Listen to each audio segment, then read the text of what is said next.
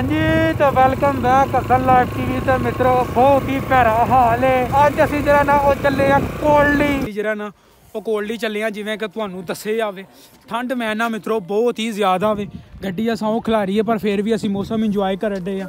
मुहम्मद बशर साडे नाल है भाजी तो असी कर रहे हैं मौसम नू इंजॉय।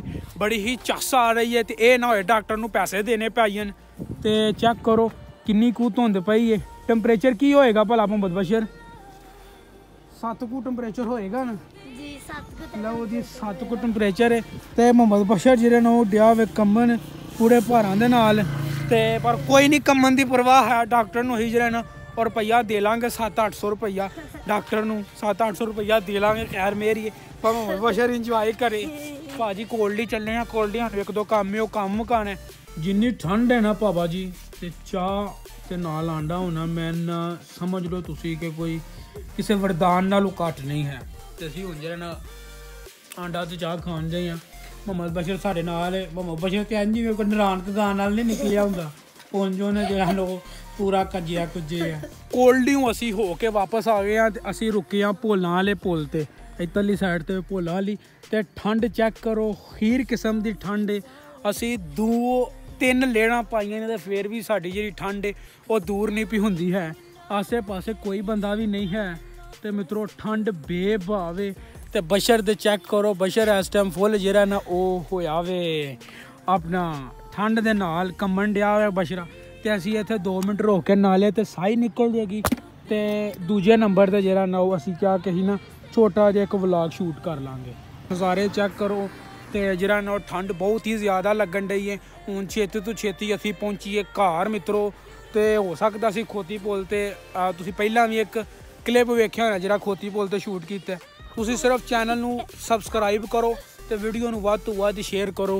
ये 2024 का ना साडा पहला टूर सी ते पहला टूर जिहड़ा ना ठंड ने साडा स्वागत किया। चेक करो दूर दूर तिकरा जिहड़ा ना वो धुंध पई है कोई शै नहीं लभदी है। बशर साहब तुसीं की कहना चाहोगे? लाइक करो ते सब्सक्राइब करो ते ठंड बेभावे ठंड बेभावे ते घरां च बहो। आओ जी मित्रों कोल्डियों असीं हो के आ गए हैं वापस ते इत्थे ही असीं जांदी वार व्लॉग शूट कीता ही ते आउंदी वार असीं व्लॉग शूट कीता ते मित्रों छड्ड गल्लां दिओ जिन्नी कू भैं तो ठंड है ना छड्ड गल्लां दिओ। उत्थे जाके ही चाह ते आंडे खादे ने फिर कुछ सुकून होया नहीं तो मित्रों ठंड भरी है। उम्मीद करांगे कि अज का व्लॉग तुहानू पसंद आया होएगा। व्लॉग पसंद आया मित्रों तो अगे शेयर करो चैनल हसन लाइव टीवी नू सबसक्राइब करो मित्रों। इंस्टाग्राम ते भी फॉलो कर लो इंस्टाग्राम ते भी असी रीलां लैके आउने आ ते मैं कोशिश करन डिया वां कि अल्लाह खैर रखी टिकटॉक के उत्ते भी अपना जिहड़ा अकाउंट है वो बना लिया जाए। टिकटॉक के उत्ते मैं अकाउंट बेसिकली बना लिया वे हसन लाइव टीवी के नाम से तुसीं अपना जिहड़ा ना फॉलो कर सकते हो तो मित्रों उहदे ते भी मैं छोटे छोटे क्लिप व्लॉग रीलां वगैरह अपलोड करता रहांगा। तुसीं हर प्लेटफॉर्म ते मैनू फॉलो कर लो। चस आवेगी 2024 दे विच इंशाअल्लाह अल्लाह खैर रखी ते असीं छाई जाना वी जिवें इस टाइम धुंध छाई है ना उंज इंशाअल्लाह अल्लाह खैर रखी असीं भी छा जाना वी।